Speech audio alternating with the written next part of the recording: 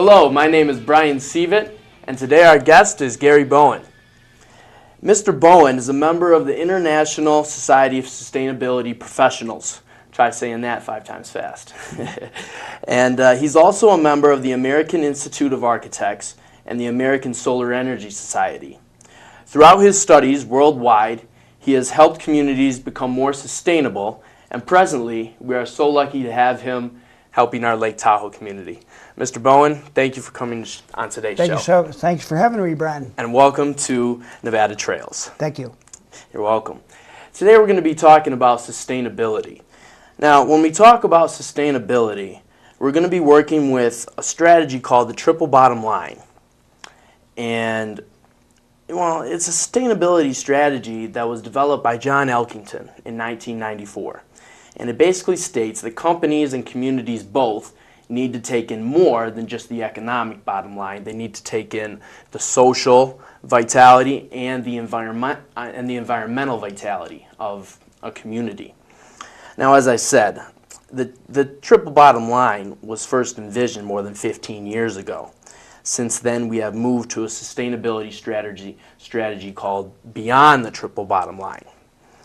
Now, can you help me explain the differences in this new approach? I understand that Beyond the Triple Bottom Line is a bit more holistic than just the triple bottom line, yes? Well, holistic would refer to sustainability's emphasis on the systemic approach to looking at the world versus the various categories that we might assign to it. And I think the Beyond Triple Bottom Line approach is basically nesting those 3 principles for us as human beings into the environment, nesting it right into the environment versus considering the environment a category, which it is not. Okay. All right. Well, you know, when talking about this, there are certain drivers, there are certain revolutions that have been talked about to make these changes, to adhere to the triple bottom line. And I understand that much of what this comes down to is recognizing the fact that the economy and society both depend on the environment, which is why we need to put the environment first. Well, basically, in the communities, these drivers, you know, there's a number of them, from transparency to markets. What can people do to really, because I feel like a lot of these revolve around businesses and what businesses need to do to change. Well, what can the community do to influence? Well, I would say businesses are always responsive to the community that they're in, or at least they try to be, or they certainly should be, otherwise they're not in business very long. So what people can do is basically, whether they own a business or whether they just patronize one, and that's beginning, you can see that through the culture more and more now, is simply to pay attention to what they're doing, what they're buying, what kinds of products, and in this case, that in turn is a feedback to the manufacturers, because the more and more people that go in that direction, the more they will have to respond, otherwise they will not be in business. Okay.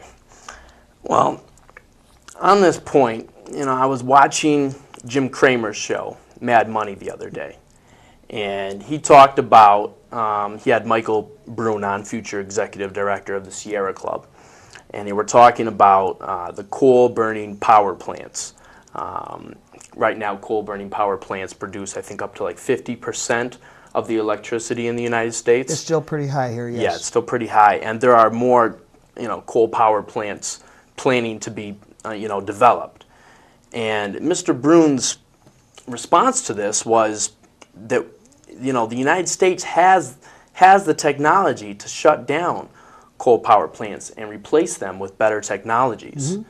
My question is, why isn't this being done if we have the technology to replace them with renewable energy? Well, on a very pragmatic level, I think most would realize that any power source that's representing 50% of a population of $300 million is going to be a little bit difficult to shift very quickly.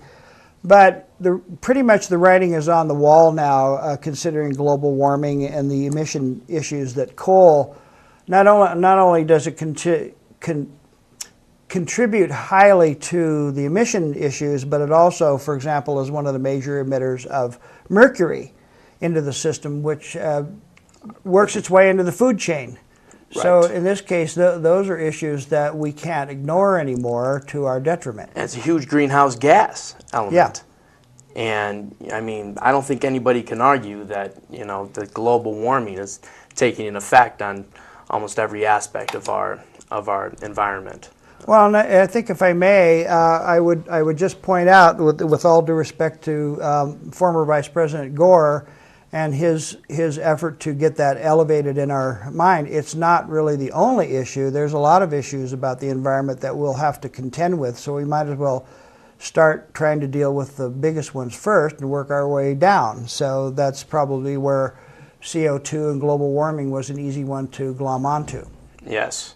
And well, as well as the car industry, I think that's produces 1/3 of our greenhouse gas emissions. I mean, we're finally starting to talk about electric cars and bio powered cars. You know, and it's I don't know how long ago it was that the electric car was killed, but finally we're getting back on that bandwagon that the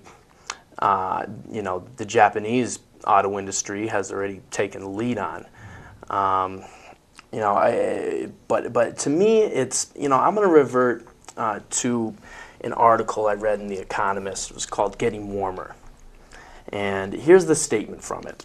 The problem will be solved only if the world economy moves from a carbon intensive to a low carbon and in the long term zero carbon products and processes. All right, that requires businesses to change their investment patterns, and they will do so only if the government gives them clear, consistent signals. Okay, what is your response to this? Well, that's certainly true. The issue with incentives, however, is it's fought enough on a political level that it's really a matter of garnering up at this point. We all are beginning to recognize the facts of global warming on the one side and the fact that we can save a lot of money and a lot of wear and tear on ourselves as a society by shifting into renewables. But unless we develop the political will to insist upon it more and more, there is still a drag on, for example, coal power, 50% of the populace. So that's still recognized as being the way to go, and they're listened to more than our others who want to change. Because there's a huge coal lobby pushing for this money. Am I correct? Exactly. Because they have the money, then of course that can be spent on putting forth their interests further and further, whereas the ones associated with alternatives, if you will, don't have as much of those resources. So the political will is going to be necessary to change the direction, and absent that, it'll continue to be an uphill battle, even though it's the justifiable way to go. Yeah. Okay. But we have seen some companies, starting to make this change, starting to look more like butterflies and honeybees, as John Elkington calls them. And these are sustainable companies with a business plan that is actually sustainable in the long run. Things that do things for the world, not just take from it. Right. Okay. And this leads into our next topic that we're going to touch on, which is the natural step framework. And it gives us 4 sustainability principles to assess our unsustainable community and society, which helps to give us an outline for a planning process to move forward. Let's go through these now. We have 4 principles. One, could I get the slide, Keith, with the 4 principles? Thank you. 1, we have concentrations of substances extracted from the Earth's crust. We want to reduce this. We want to eliminate this. Number 2, we have concentrations of substances produced by society, which we also want to reduce a great amount. This includes plastic bags. Is this where this comes in? Essentially speaking, that one would refer to things that are causing damage to the ecosystem, which in turn causes damage to us, and that's been proven on lots of levels already. Okay, okay. Now, degradation by physical means in a certain society. What does this refer to? Well, for some, all of these, and in particular that one, thank you for focusing on that. Yeah. Because that particular one, degradation by physical means, sounds pretty general, sounds pretty loose. How do you define that? Basically, you only have to look at the world and say over-harvesting of forests, over-harvesting of the oceans for the fisheries, which has already been experienced, for example, by McDonald's switched their sources from the North Atlantic down to a particular fish north of Australia, only to find that they've already pretty much begun to decimate that crew. Right. Have already overfished that. Over-harvesting, overdoing it generally. Yeah. Okay. Yeah, this certainly, that is certainly a main point that needs to be focused on by many of these sustainability commissions, no question.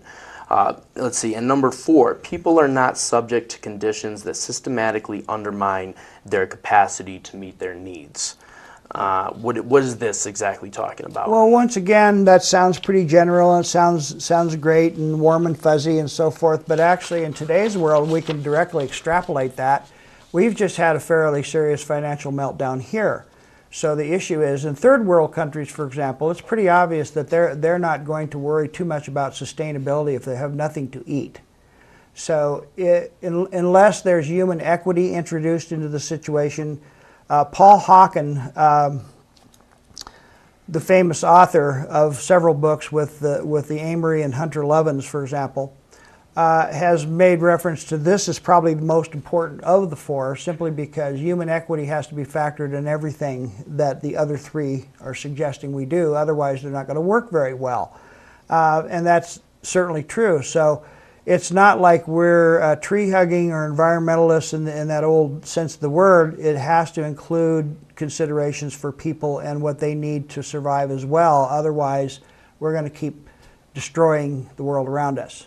We're going to eliminate our resources needed to survive. Yeah, because for example, when they burn forests in the Amazon and other places now in the world, like the Philippines for bamboo crops, for example, in the Amazon it was more a matter of planting things for sustenance, and they didn't really understand what a tree allowed them to do with sustenance, so it was very easy for them to decide to cut down the tree to plant other things. Yeah, but we talked about certain companies that you mentioned that I can't remember if it was it Patagonia or no, IKEA. IKEA. And they are planning to trace all of their elements and where they come from, and make sure that the elements that they're getting, the resources, are coming from somewhere that is acting in a sustainable fashion.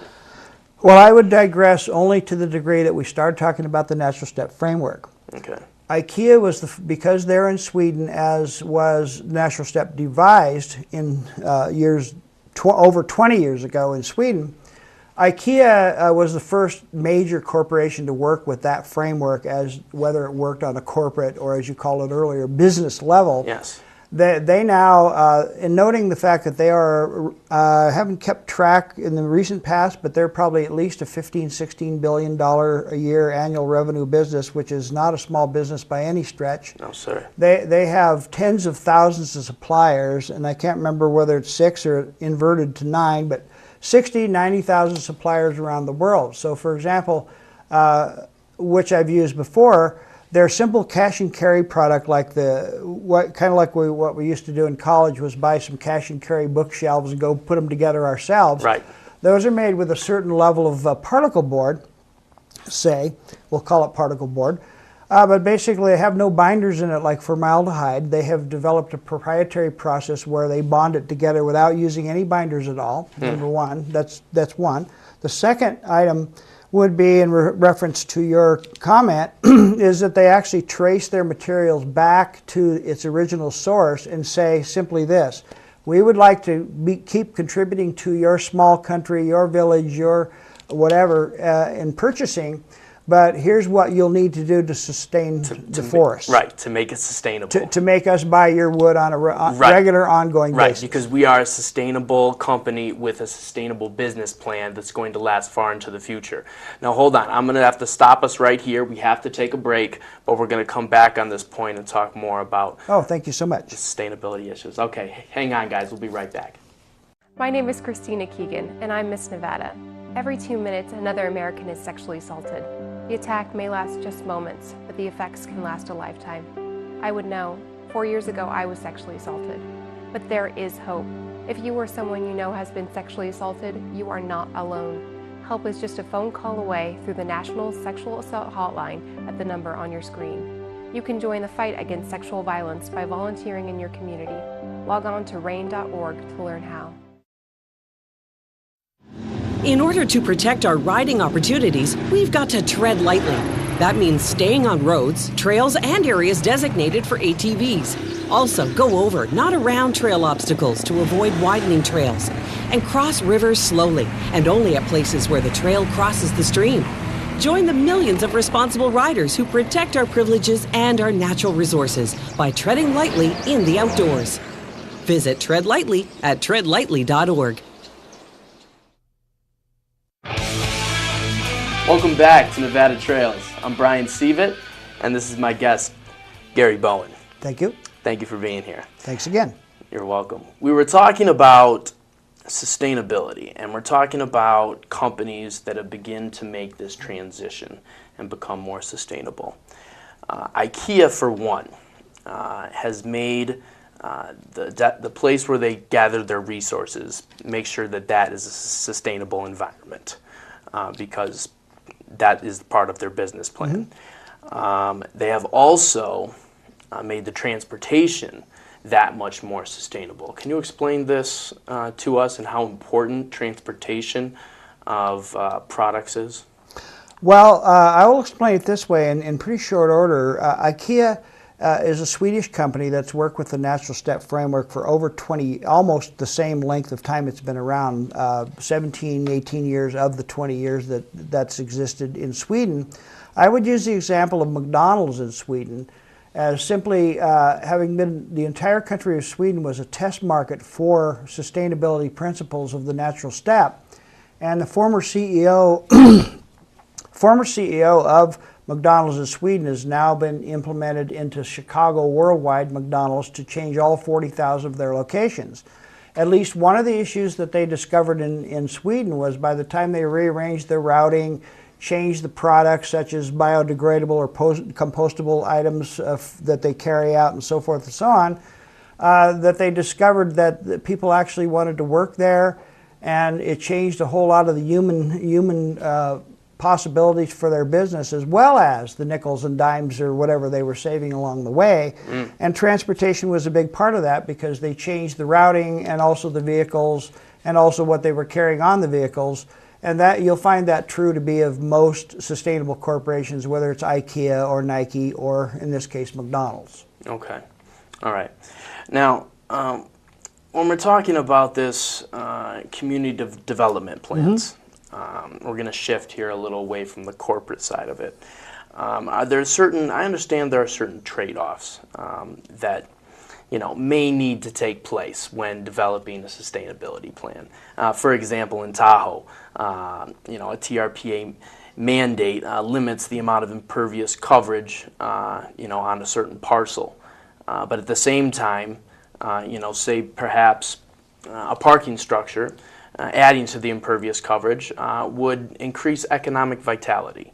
Just certain trade-offs like this, are they okay to take place, and are the thresholds mandated by the TRPA that stiff? Can there not be a slight trade-off? Well, I think in noting the fact that I grew up in Tahoe and I've seen the ups and downs of businesses over the decades, I will in turn revert back to your comment about the AIA. When we did a project for this region known as the Sustainable Design Assessment Team through the Center for Communities by Design, the issue was that we tried to coined the phrase sustainable economic development because it's becoming fairly obvious that there isn't really much trade-off between the economy and the ecology.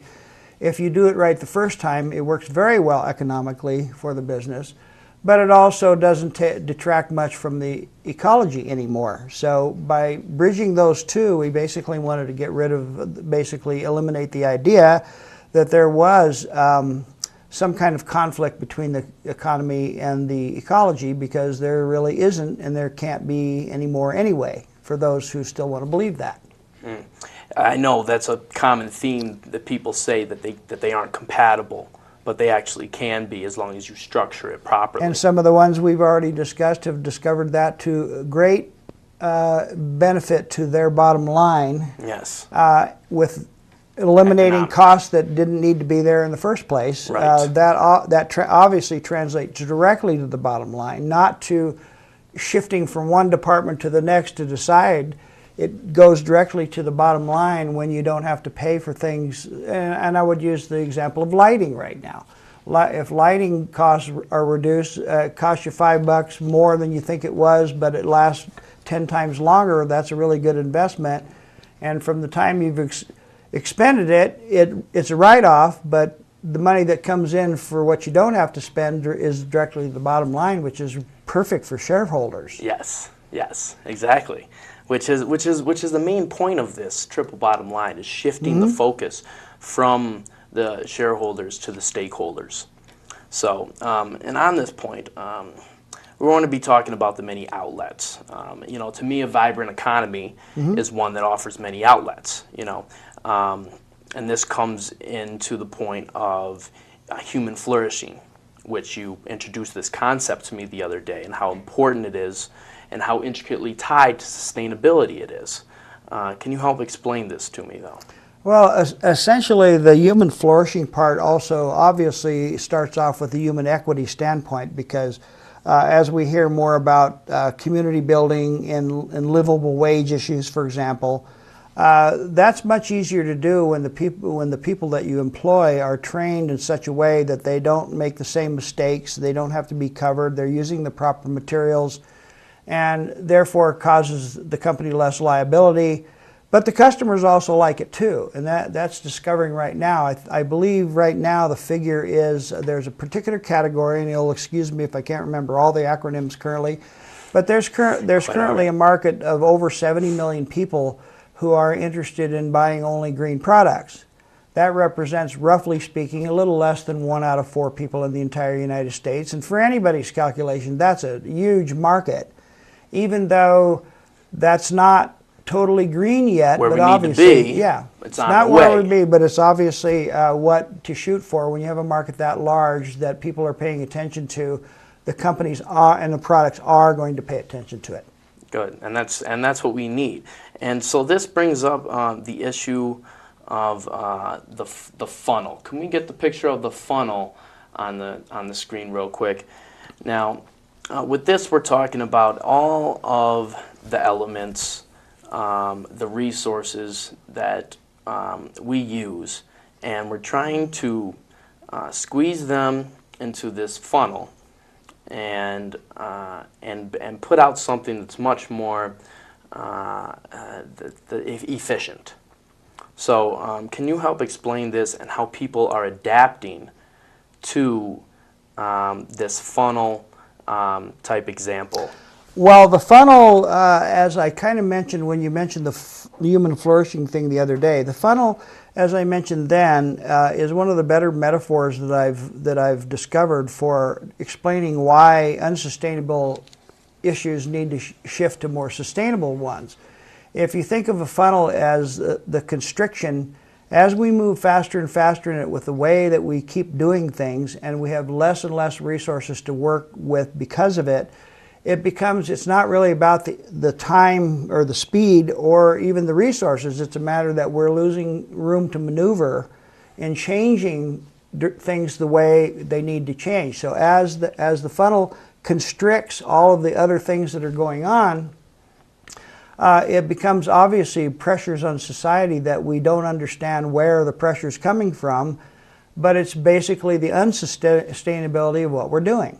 So if you also think that the funnel can be in turn reversed so that it opens up, once we get in alignment with the world around us, which is what sustainability really is, then it becomes a difference of going from scarcity to more abundance, the way the world always promised allowing it would be. us to flourish. Yeah.